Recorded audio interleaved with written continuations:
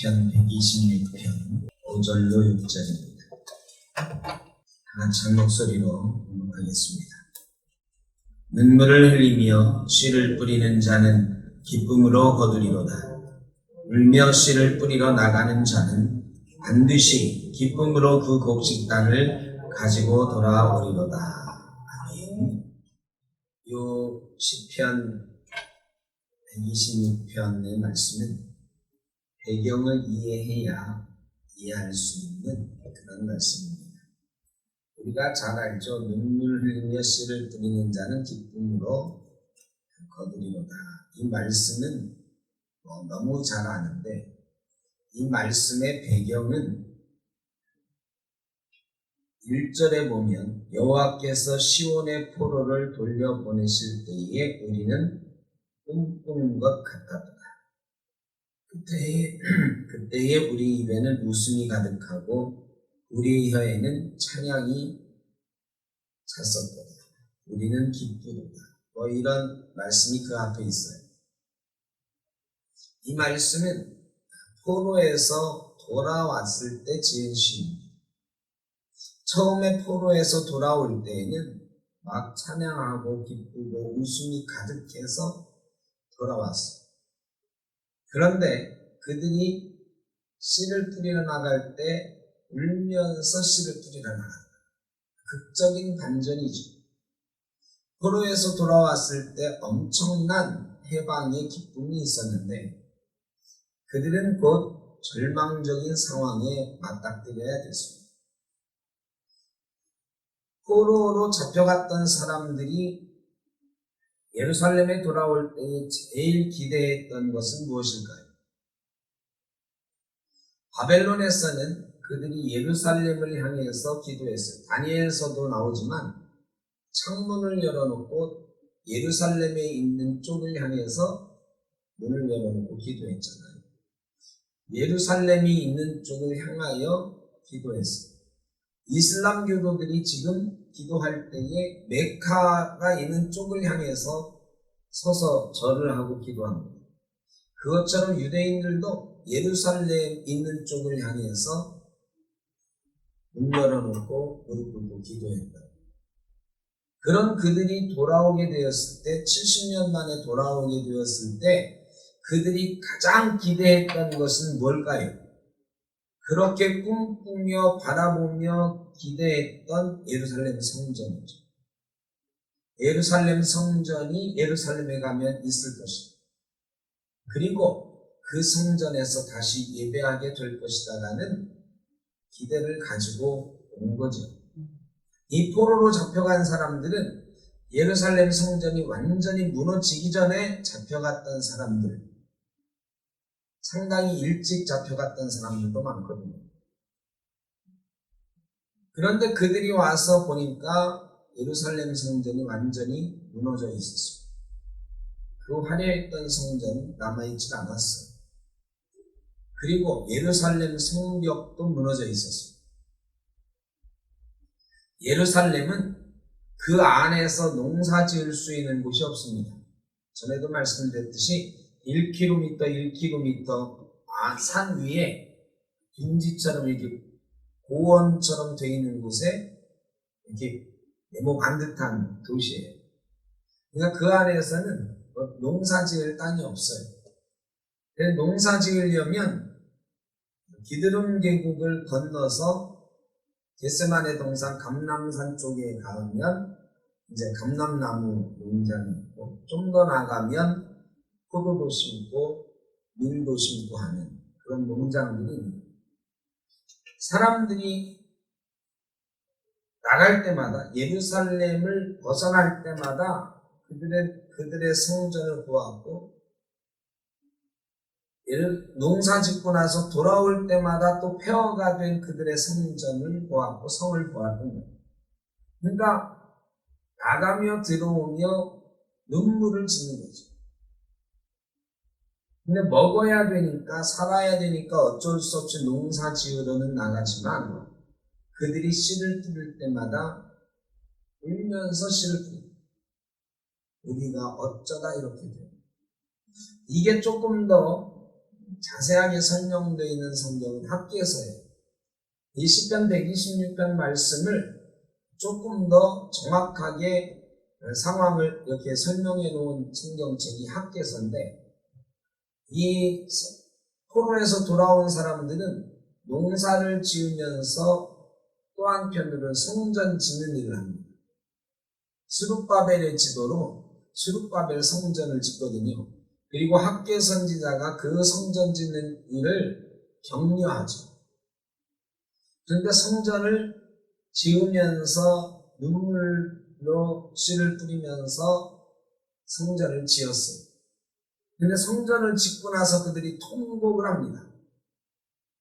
여러분, 먹고 살아야 되니까 농사해야죠, 자기들 집 수선해야죠 하면서 성전이라고 졌는데, 그 중에 노인들은 옛날 솔로몬 성전을 본 적이 있던 사람들이에요. 근데 지금 지은 스룹바벨 성전은 솔로몬 시대처럼 엄청나게 지을 수가 없는 거예요. 그저 요즘 말로 말하면 옛날에는 어마어마한 대리석과 금과 은으로 치장된 성전이었는데, 요즘으로 치면 흑벽돌을 가지고 지은 거예요. 그러니까 흑벽돌을 가지고 그냥 겨우 모양만 성전 비슷하게 만들어 놓은 거죠. 물론 그 사람들이 흑벽돌로 지은 건 아니고 돌로 지었지만, 솔로몬 시대의 성전과는 비교할 수 없는 그저 뼈대만 모양만 성전인 그런 성전을 지었을 거죠. 그러니까 노인들이 그 성전을 다 완공하고 막 잔치하고 축제해야 되는데, 옛날 성전을 기억하는 노인들은 통곡을 했어요. 옛날에 그 아름다운 성전이 어디 가고 우리가 이런 성전을 갖게 됩니다.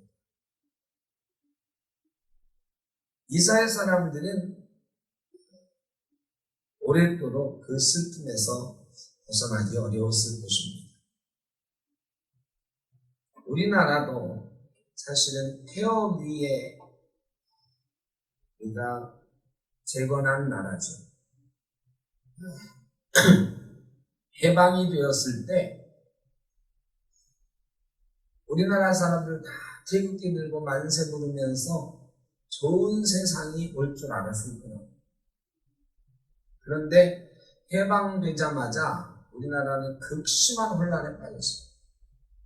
신탁 통치, 소련과 미국이 나누어서 남북을 통치하겠다 이런. 그 신탁 통치를 찬성하는 공산당과 반대하는 우익, 심각하게 싸웠어요. 옛날 그 야인시대라는 드라마 여러분 생각나는지 모르겠습니다. 거기에 보면 심각하게 싸웠습니다. 수백 명씩 총으로 죽이면서 싸웠어요.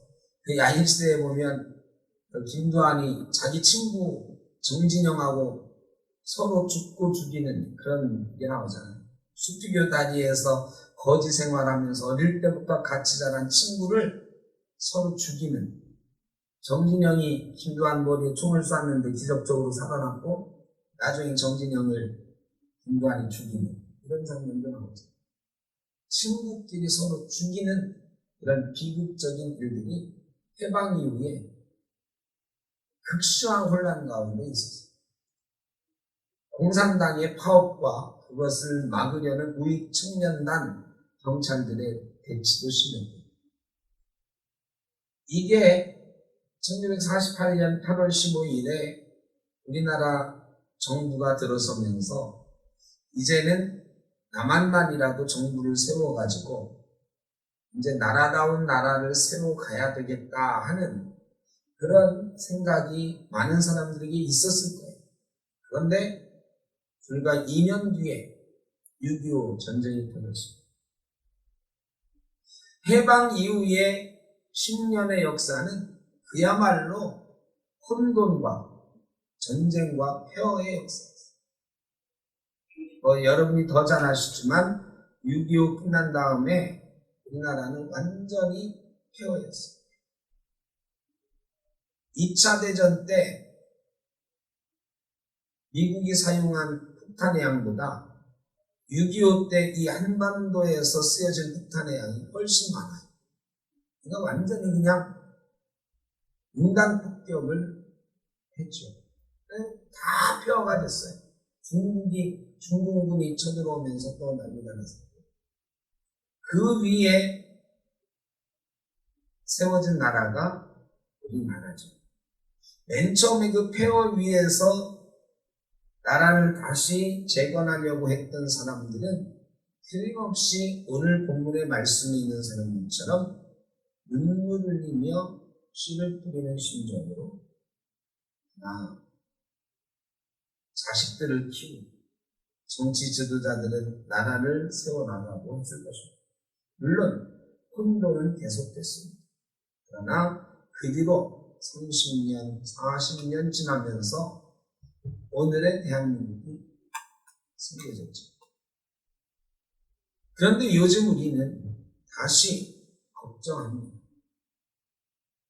코로나를 보면서 이 코로나로 인해서 정말로 50년 동안 6.25 이후에 50년 동안 아니 이제 70년이죠. 70년 동안 세워왔던 이 나라가 과연 코로나 이후에 우리 사회가 다시 회복될 수 있을 것인가? 여러 가지 쉽지는 않을 것이다. 어제 제가 다른 교회에 가서 선교사님 한 분을 만났는데 필리핀에서 박선호 선교사님 말고 다른 제가 아는 선교사님이 우리 노예에 와서 제가 세계 선교부장이니까 만나봤는데 필리핀에 15,000명씩 코로나가 생기다가 그래서 6,000명으로 줄어가지고 조금 이제 들어갈 준비한다. 백신만 맞으면 들어가려고 한다. 6,000명도 어마어마한 거죠, 사실은. 근데 이제 거기를 다시 가시려고 하는 거예요. 그분 심정이 어떨까? 선교지는 완전히 황폐화됐겠죠. 그 조직이 뭐 어떻게 됐는지도 모르는 거죠, 사실. 1년 반 동안 지금 코로나 피해서 나와 있다가 코로나가 6,000명으로 됐다고 그래가 15,000명이 6,000명으로 줄었다는 소식에 이제 백신 1차 맞았대요. 2차 접종 끝나면 들어가려고 준비하고 계신다. 그분이 정말 눈물로 씨를 뿌리기 위해서 들어가는 거지요. 선교지는 아마 폐허가 됐을 거예요. 이런 전쟁의 폐허가 아니라 그 10년 이상 갖고 왔던 그 선교지가 그 교인들이 남아 있겠습니까? 어떻겠습니까? 잘 모르지만 쉽지 않을 거예요. 선교사는 사실은 여기 들어왔다가 못 나오고 원래는 여기 들어왔다 다시 들어가려고 그랬는데 들어갈 길이 없어가지고 못 들어가고 1년 넘게 있었으니까 그 사이에 뭐 전화로 계속 하긴 했지만 그 현지인들끼리 그 선교지를 잘 유지했을까? 교회에는 살아남아 있을까? 교인 중에 돌아간 분들도 많죠. 박선호 선교사님도 지금 김치 공장을 그 옆에 짓고 있는데 그 빈민들 자활할 수 있는 김치 공장을 모금을 해서 1억 원 모금을 이 코로나 시기에도 해가지고 그 김치 공장 지을 돈을 가지고 작년 말에 들어가셨어요. 그런데 김치 공장 짓는 일이 큰 위기에 처했어요. 왜? 김치 공장 짓던 건축 사업자가 코로나로 죽었어요. 이게 남의 일이 아니거든요. 그러니까 이게 건축이라는 게 한 번 하던 사람이 이게 마무리를 잘 해주는데 중간에 바뀌면 건축비도 훨씬 많이 들고 이게 굉장히 어려워집니다. 이제 차질이. 그러니까 뭐 남의 일이 아니고 그러니까 어제 그 선교사님도 들어가면서 선교지가 걱정입니다. 여러분들 남 걱정할 때가 아니고 우리는 어떠냐. 이 사회도 사실은 정신적으로 피폐해졌고 사실 경제적으로 회복하는데 상당한 어려움이 있습니다. 이게 제가 전문가는 아니지만 집값이나 뭐 이런 것들이 다 지금 문제인데 이게 돈이 어마어마하게 풀려 있기 때문에 문제거든요. 그럼 어마어마하게 빚이 600조였던 게 400조 더 해가지고 풀어놨으니까 이거 나중에 사실 걷어들여야 되거든요. 걷어들일 방법이 있을까? 쉽지 않거든요. 그럼 집값 잡을 수 있을까? 쉽지 않을 겁니다. 아무리 방법이 있어도 이 돈 풀린 거 갈 데가 없으니까. 우리나라 경제 규모보다 더 돈을 많이 풀어놨으니까. 이런 혼란들이 앞으로 계속될 가능성이 많아요. 이런 상황 속에서 우리는 예전에 건강하게 발전해 나가는 우리 대한민국을 바로 세워야 되는 책임도 있고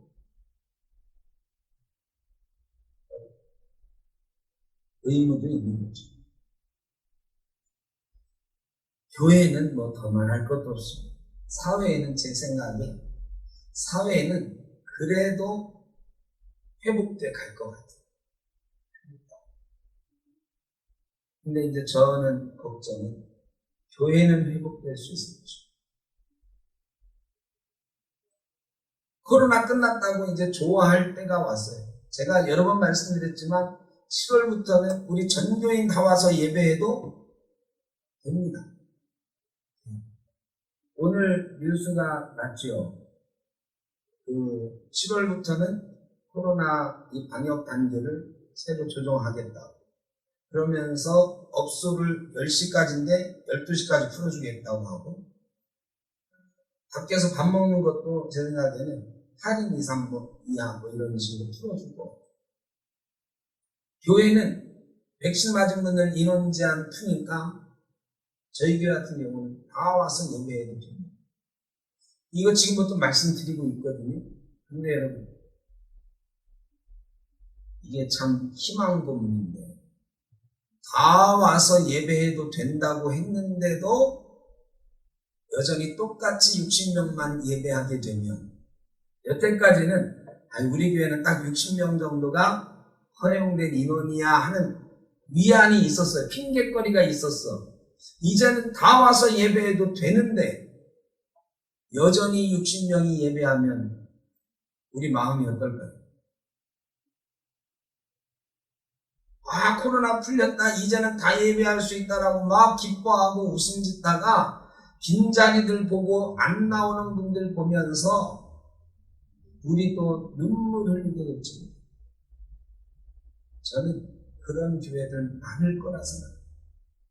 우리 교회는 안 그랬으면 좋겠는데 코로나 이후로 다시 회복되기가 만만치 않을 거다.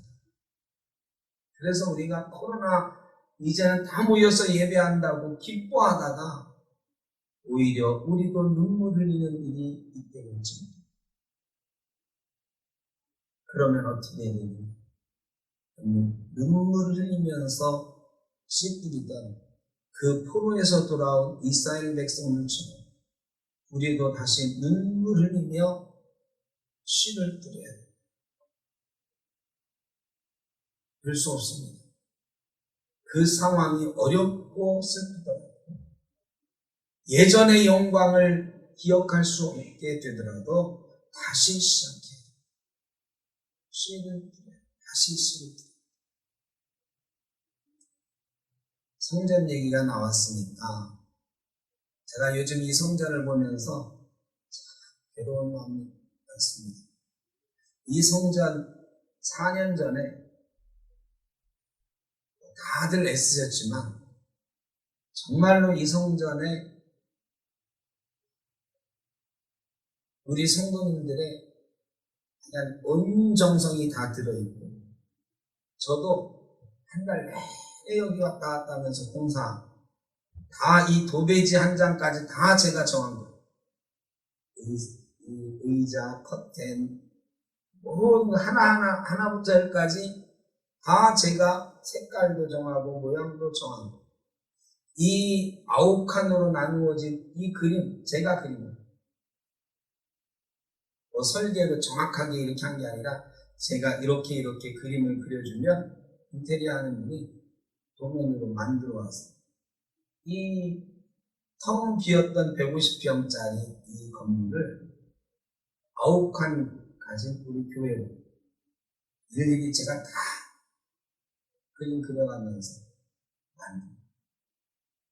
그런데 과연 우리가 앞으로도 계속 여기서 예배할 수 있어요. 지난달에 관리비 청구서가 왔는데 장로님들이랑 저랑 다 깜짝 놀랐어요. 이게 계약 기간의 마지막 해에 단계적으로 이렇게 올리게 되어 있는데 이 월세랑 관리비 청구서가 578만 원. 이선동 장로님 깜짝 놀라서 목사님 이게 맞는 겁니다. 금년까지 저희가 390만 원이었는데 450만 원으로 마지막 해는 계약이 돼 있어요. 그동안 좀 줄여주고 마지막 해는 원래 했던 대로 570만 원, 78만 원. 그리고 12개월까지니까 7천만 원. 우리 교회 1년 예산의 3분의 1 이상이 여기에 나가야 돼요. 그런데 재정은 사실은 지금 많이 줄었습니다. 어쩌면 코로나 때문에 많이 나오지 못하십니다. 그리고 1년 뒤에 계약을 하는데 지난번 말씀드렸듯이 주인이 그냥 전세를 해주실 수 없냐 했더니 전세는 안 되고 반전세로 10억에 250만 원 내십시오. 하여간 요새 제가 이 성전을 들어오면서 나가면서 아주 마음이 심나. 우리가 계속 여기서 예배할 수 있어요. 우리의 첫째 목표는 여기서 계속 예배하는 거죠. 이 성전에 우리가 드린 공이 얼마인데 사실 어떻게 마련한 성전입니까? 그게 우리의 첫째 목표죠. 근데 이게 과연 가능할까? 우리가 혹시 이 성전을 눈물 흘리면서 떠나갈지도 모릅니다. 그런 생각입니다. 물론 성전을 건축해서 나가게 되면 우리가 기쁨으로 나가겠지만 지금 그 상황도 녹록지는 않습니다. 그거는 알고 있지만 인간적으로 생각해 보면 어쨌든 우리는 상당히 어려운 상황을 맞게 될 겁니다. 성도들은 코로나가 회복되었는데도 예배 자리가 회복되었는데도 안 나오시는 분들이 여전히 있습니다. 그분들을 보면서 우리가 안타깝게 눈물을 흘릴 수도 있습니다. 조금 먼 얘기일 수도 있지만 이 성전을 이제 1년도 안 남았어요. 이 성전을 우리가 지킬 수 있을 것인가? 만약에 나가게 되면 틀림없이 이 성전만큼 좋은 성전 올 겁니다. 이렇게 다시 인테리어 할 수가 없어요. 이거 인테리어 하는데 1억 5천만 원 이상 들었어요. 시설비까지. 그렇게 우리가 할 형편도 안 되고 해보니까 우리 건물이 아닌데다 이렇게 돈 들여놓으니까 모두가 좀 이 시설한 것만 아니면 우리가 나간다고 큰 소리 칠 텐데 시설해놓은 것 때문에 큰 소리를 못 쳐요. 나가라고 할까봐. 근데 아이가 이런 잘못하면 지금보다 더 작은 성전에서 예배하게 되죠. 그러면 우리도 이 당시 포로에서 돌아온 이 이스라엘 백성들처럼 눈물을 흘리겠지. 근데 그들은요, 눈물을 흘리며 씨를 뿌리러 나갔습니다. 눈물을 흘리며 씨를 뿌리러 나가는 자는 반드시 기쁨으로 그 곡식단을 가지고 돌아올 것이라는 하나님의 말씀을 믿고 매일매일 씨를 뿌렸습니다. 학개서에 보면 그 성전, 스룹바벨 성전을 지어놓고 하나님께서 말씀하셨습니다. 만국의 보배가 이르리니 내가 영광으로 이전에 충만케 합니다. 하나님의 성전 겉모양은 예전에 솔로몬 성전과 비교할 수 없으나 내가 영광으로 이전에 충만케 하리라고 하나님 말씀하셨어요. 우리가 눈물로 씨를 뿌리면 하나님께서 기쁨으로 단을 거두게 하실 것인데 반드시 영광으로 하나님의 전을 채우실 줄로 믿습니다. 그리고 하나님께서 내가 이곳에 평강을 주리라 말씀하십니다. 하나님 주시는 평강, 하나님 주시는 복이 이 나라와 우리 교회의 성도님들 위해 있기를 간절히 바랍니다. 코로나로 인해서 예배의 자리에 나오지 못하는 흩어져 있는 우리 성도교 모든 성도님들 하나님께서 평강 주시기를 원합니다. 우리가 다 모여서 하나님의 전에 충만한 하나님의 영광을 함께 볼 수 있기를 간절히 바랍니다. 6월은 특별히 호국보훈의 달인데 이 나라, 이 민족 위에 하나님께서 평화를 주시고 다시 한번 모든 백성이 평화롭게 살 수 있는 번영을 허락해 주시기를 간절히 바랍니다. 저와 여러분이 바로 그 중심에 있습니다. 눈물로 누군가는 씨를 뿌려야 됩니다. 우리가 다른 겨를이 없습니다. 다른 것 생각할 겨를이 없습니다. 이 어려운 상황이 눈앞에 뻔히 보이는데 정말로 눈물로 씨를 뿌립니다. 눈물로 씨를 뿌리는 게 뭐냐? 기도하는 것입니다. 지금 기도의 씨를 우리가 뿌리고 있는 것입니다. 우리의 상황은 녹록지 않을 것이라는 것은 뻔히 알지만 그러나 우리가 기도하면 하나님께서 우리 가운데 영광으로 평강으로 충만케 하시고 기쁨으로 단을 거두게 하실 줄 믿고 씨를 뿌리는 것입니다. 우리 성덕교회 성도님들 모두가 함께 귀하고 아름다운 씨를 뿌릴 수 있기를 바랍니다. 사랑의 아버지 하나님 감사합니다. 어렵고 힘든 때이지만 주님 전을 찾을 수 있게 하시고 이 나라와 민족을 위하여 하나님 세우신 우리 성덕교회를 위하여 성도들을 위하여 또한 각자의 가정과 자녀손들을 위하여 기도할 수 있게 하시고 감사합니다. 눈물로 씨를 뿌리는 사람들처럼 이 어려운 때에 이 전을 찾아 눈물로 씨 뿌리는 기도를 드렸습니다. 아버지 하나님, 이 씨가 자라서 기쁨으로 단을 가지고 돌아오는 귀한 열매로 돌아오게 하여 주옵소서. 코로나가 이제 끝나가고 있는데 아버지 하나님, 다시 예배의 자리가 열리고 있는데 우리 성도님들 다시 주님 전으로 나올 수 있게 하여 주시고 다 함께 예배할 수 있는 기쁨을 누릴 수 있도록 복 내려 주옵소서. 이 나라 이 민족도 회복되게 하시고 전쟁의 폐허 이후에 이 나라 세워주셨습니다.